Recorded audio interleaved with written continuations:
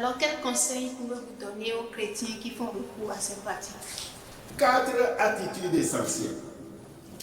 Un seul maître, Jésus-Christ. Il n'y a pas un autre sur la terre qui a été conçu par l'Esprit Saint. Non, il n'y en a pas. Le renouveau, le ceci. Non.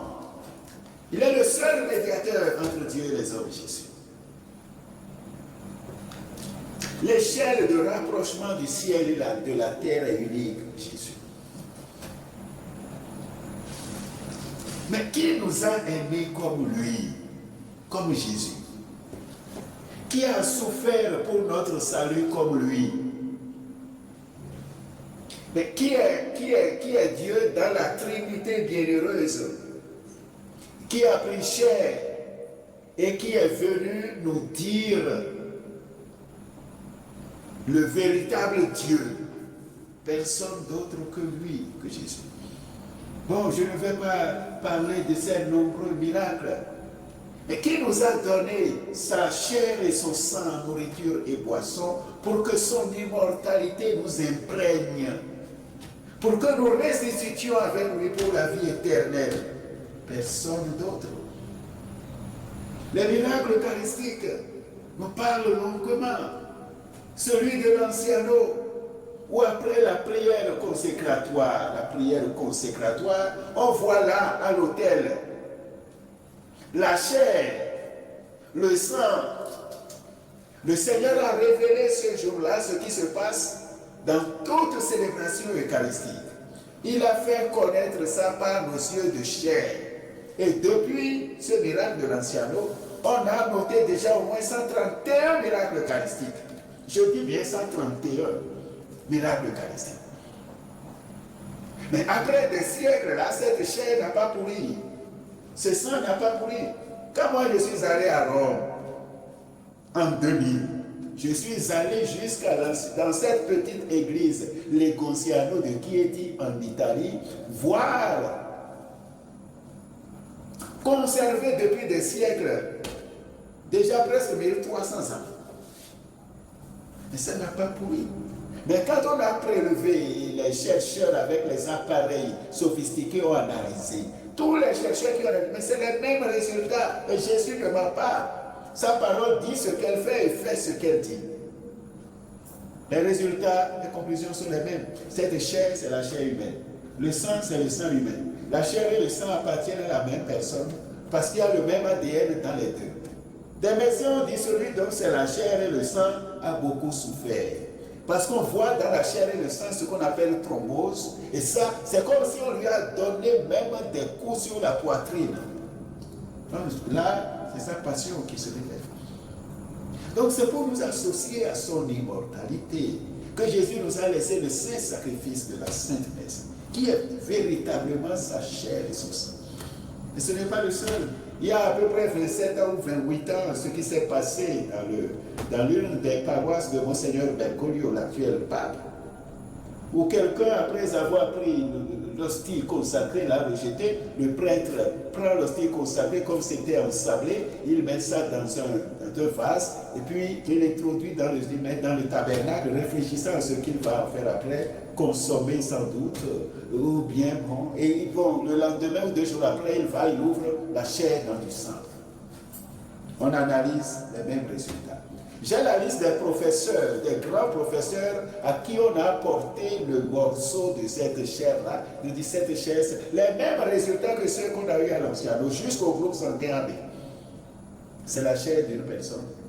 Et le sang qui est autour, c'est le sang de la même personne. La chair et le sang appartiennent à la même personne. La personne. Mais un médecin s'est écrit un professeur dont je ne garde pas le nom en tête ici. C'est dans les textes authentiques des documents. Un professeur s'est écrit et dit, quel est l'infirmier qui a fait ceci? Mais le cœur de la personne battait au moment où on l'a coupé. Et on m'amène la chair d'analyser. Mais qui a fait ça? Le cœur battait quand on l'a coupé.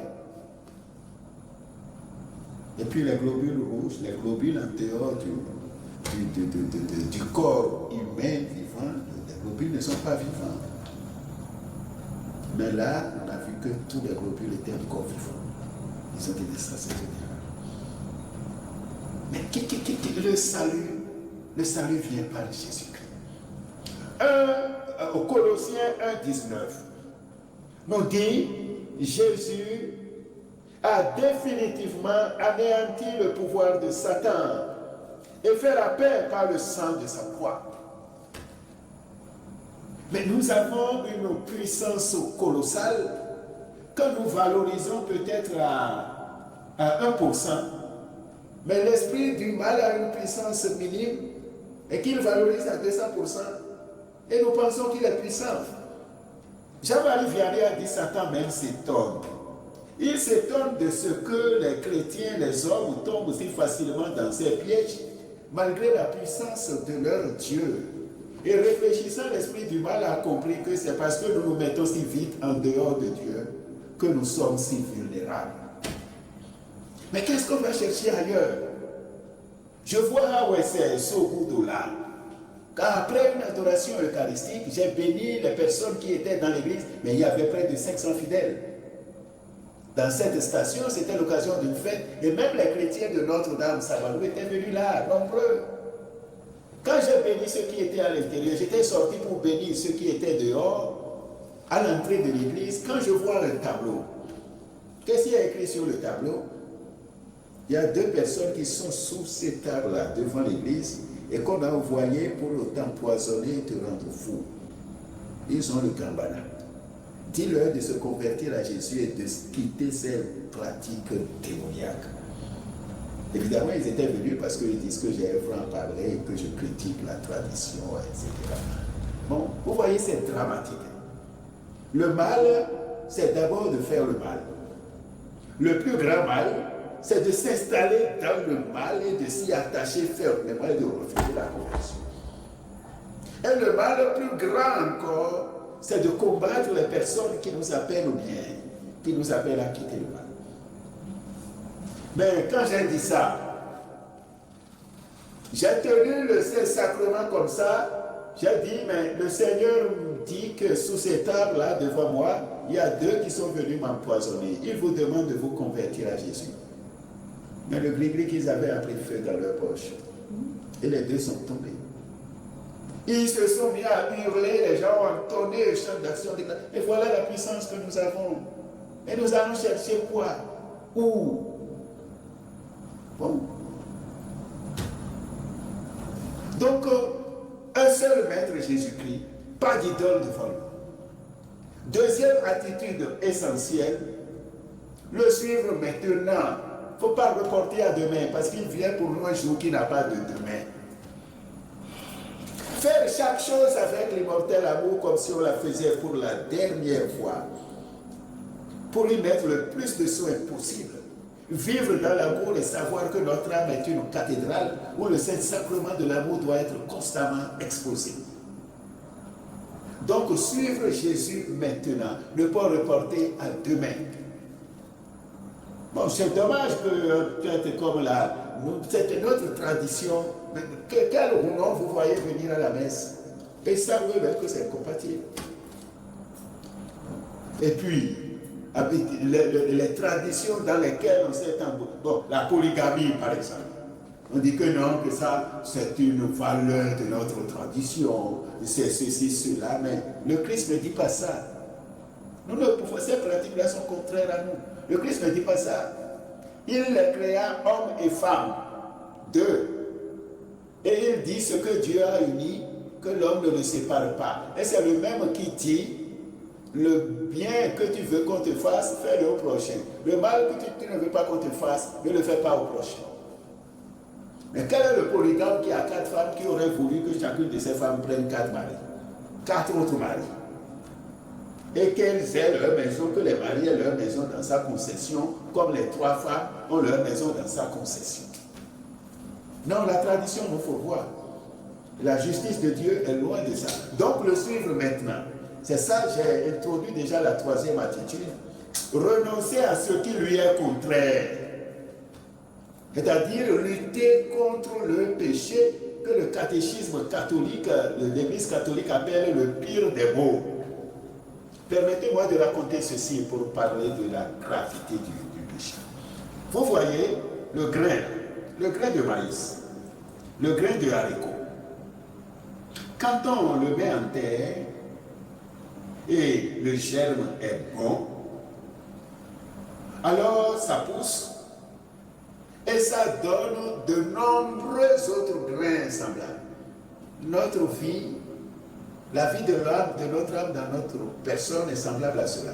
C'est-à-dire, le germe est dans le grain ce que l'âme est dans notre personne. Si le germe est bon, ça va pousser et donner de nombreux autres grains.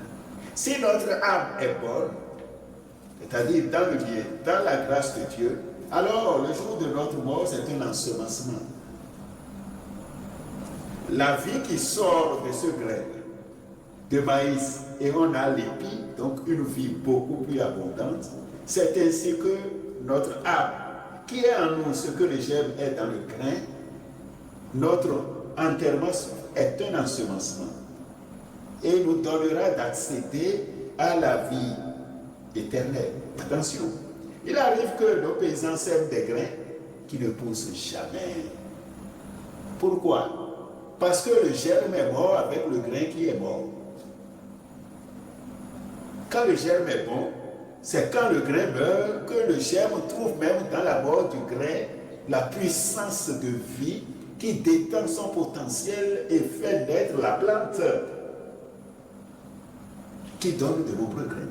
Donc c'est la même chose. Donc la condition, c'est qu'il faut que le germe soit bon.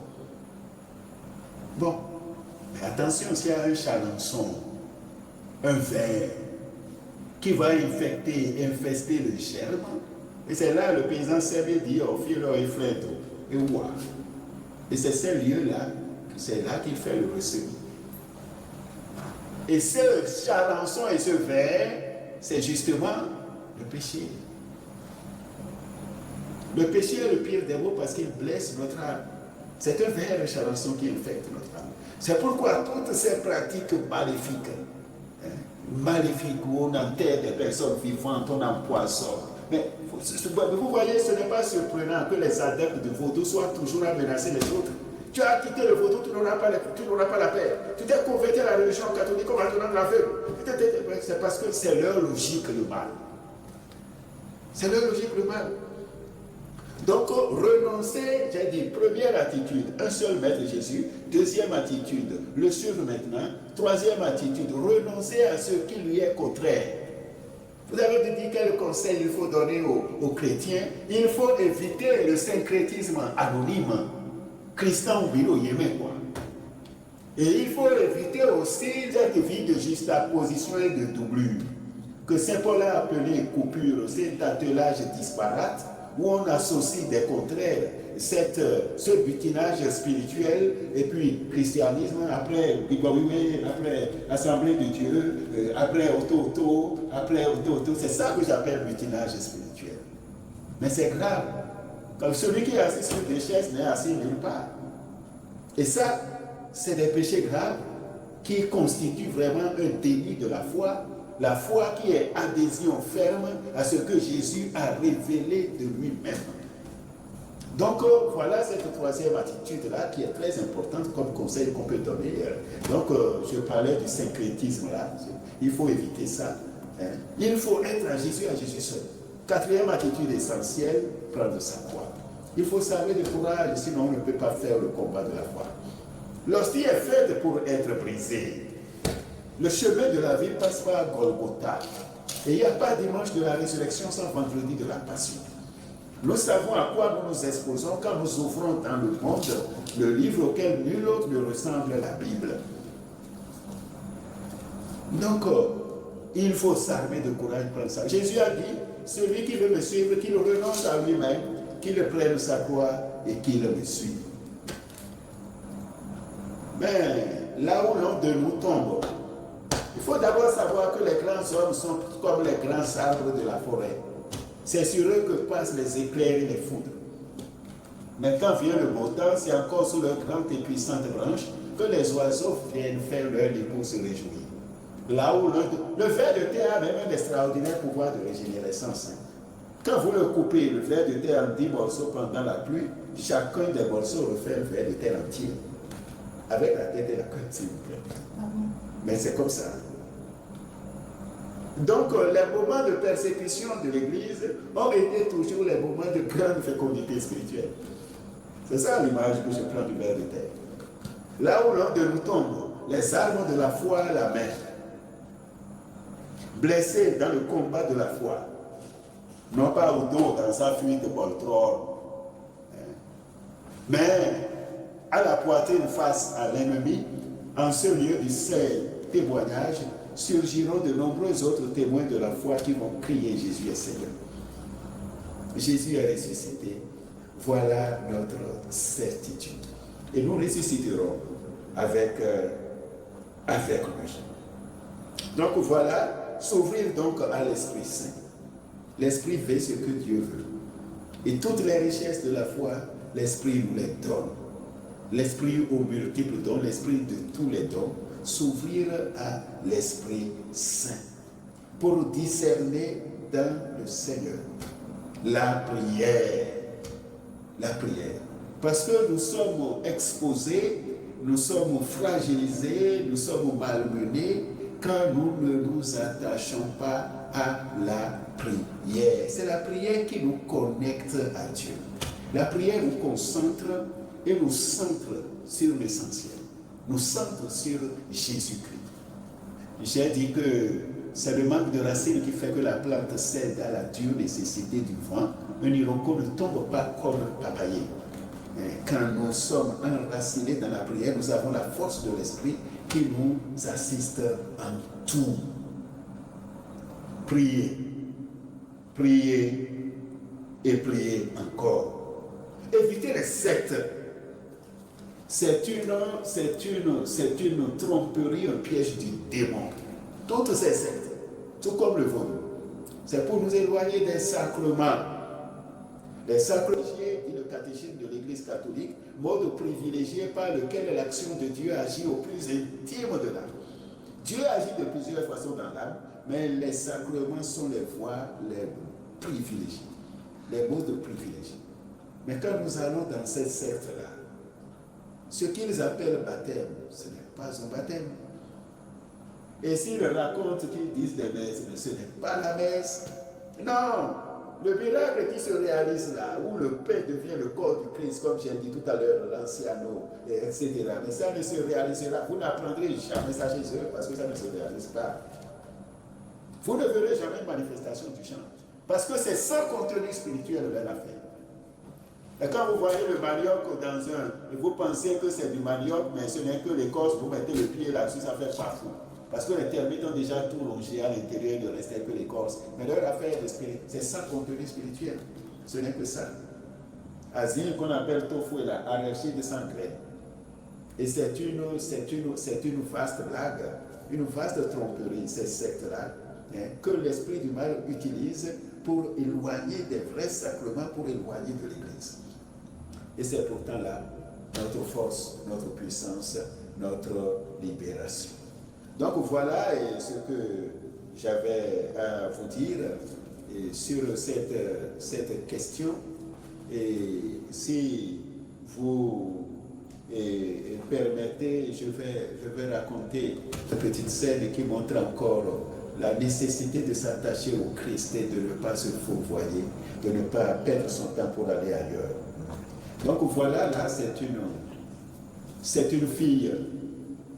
Oui, c'est une fille que j'ai récupérée, que j'ai prise à Sokonta, parce qu'elle était gravement malade.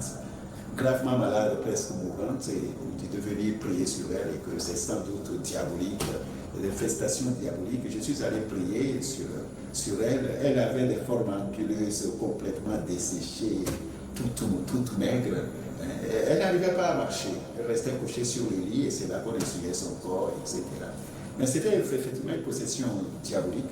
Et quand on s'est mis à prier, voilà le démon qui dit, d'abord je l'ai enlevé de l'hôpital de Sokonta, à Braccio, dans de l'autre là, pour Dassa. Parce que je ne voulais pas prier sur elle à l'hôpital là, j'aurais pu la mener chez les sœurs. Et quand on a commencé à prier, qu'est-ce que le démon dit? Je parle encore là de la puissance de notre Seigneur. Le démon dit, Dazobo, va acheter un cercueil. Va acheter un cercueil. C'est son corps quand tu vas le mettre à ses parents tout à l'heure. C'est son corps. Nous avons déjà apprêté notre nourriture pour la consommation et tu es venu l'enlever de l'hôpital pour l'amener ici. C'est son corps que tu vas remettre à ses parents et tu leur expliqueras bien la raison pour laquelle tu l'as enlevé de l'hôpital. Tu ne vois pas qu'on a déjà subi tout son sang. Tu ne vois pas que ses yeux sont tout blancs. Et sa chair est sur le feu en train de cuire. Nous allons consommer ça tout à l'heure. Et elle va tomber devant toi, tu vas remettre son corps. Va acheter un cercueil. Mais je me suis agenouillé. Mais j'ai parlé de la prière, le Seigneur est là. Il écoute notre prière. J'ai dit, Seigneur Jésus, donne-lui ton précieux sang. Ils ont dit qu'ils ont ceci tout son sang. Vierge Marie, va vers cette marmite où sa chair est en train de cuire et que tout revienne en place. Et le démon a commencé à voir la Vierge Marie. Et comment on l'a su? Il dit, jeune dame, on t'a appelé, tu es venue. Jeune dame, tu crois que tu es plus belle que moi? Je suis plus belle que toi. Je suis plus belle. Mes cheveux sont plus longs que tes cheveux. Moi-même, le serpent des eaux m'a mis. Tu vas où? Tu vas où? Tu vas où? Tu vas où? Fais ma mamie. Fais ma mamie. Fais ma mamie. Ah! Elle a touché ma mamie. Elle a tout gagné. La fille est revenue à elle. Et quelques instants après, vous voyez, s'agenouiller et dire, Jésus, donne-lui ton précieux sang. Marie, viens, Marie, et va vers cette marmite-là, et que sa chair revienne en place. Le Seigneur entend quand on crie vers lui. Après avoir vu Marie, elle a touché ma marmite, un grand cri, un peu de répit, et puis il commence à voir Jésus. Il dit, ah, jeune homme, tu es le fils de cette dame qui est allée vers ma marmite gratter mes choses, non? Ah, qu'est-ce que tu as fait? On t'a tapé et tu as le corps couvert de sang comme ça. Qu'est-ce que tu as fait? Ne me touche pas à ton sang. Ne me touche pas. Ah! Il m'a touché. Ses yeux tout blancs sont devenus rouges. Mais nous savons, Jésus nous a tout donné. Il nous a tout donné. Mais nous n'avons pas conscience. Nous n'avons pas conscience de sa présence. Nous ne savons pas ce que c'est que la messe. Mais évidemment, pas tout le monde, je dis quelques chrétiens.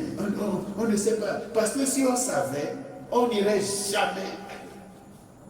On n'irait jamais ailleurs. Je vois cette femme, cette jeune fille plutôt, que le démon faisait partir de sa chambre la nuit. Et porte et fenêtre fermées, portail fermé, s'il vous plaît. Et le lendemain matin, on peut voir cette fille-là toute nue, déjà violée par le démon mamie. Le démon vient la prendre dans la chambre et la porter dehors, et on la voit après, toute fatiguée, abandonnée au bord de la voie, nue, à 10 km par exemple de sa maison. Porte et fenêtre fermées. Et voilà que j'ai dit aux gens, achetez une petite statue de la Vierge Marie. Ce qu'ils ont fait. J'ai béni la statue et j'ai dit de mettre au chevet de la fille, le démon ne peut jamais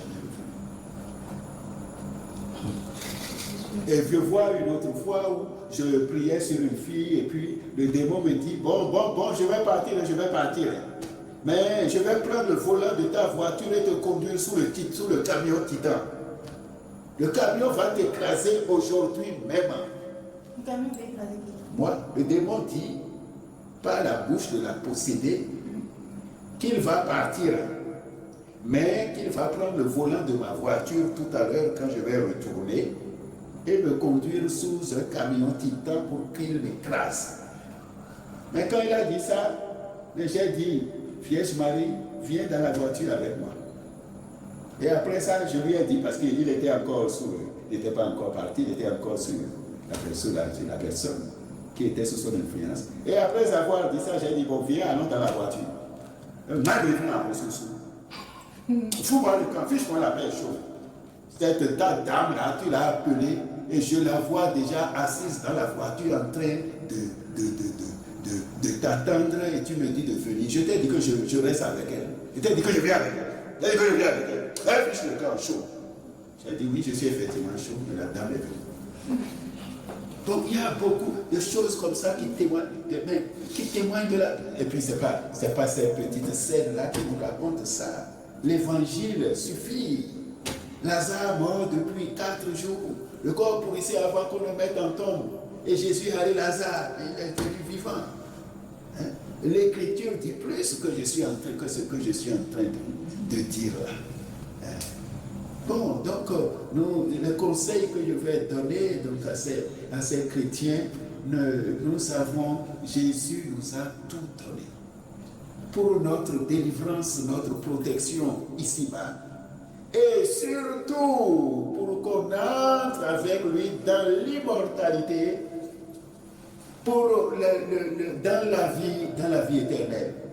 Il n'y a pas bien plus grand. Alors, le rendez-vous de l'éternité, il ne faut pas jouer avec. Il ne faut pas jouer avec. Maintenant, nous pouvons vouloir le bien et faire le bien. Et le bien que nous faisons, ça imprime à notre âme une marque décisive et nous prépare pour l'éternité. Mais le mal que nous faisons aussi corrompt notre âme.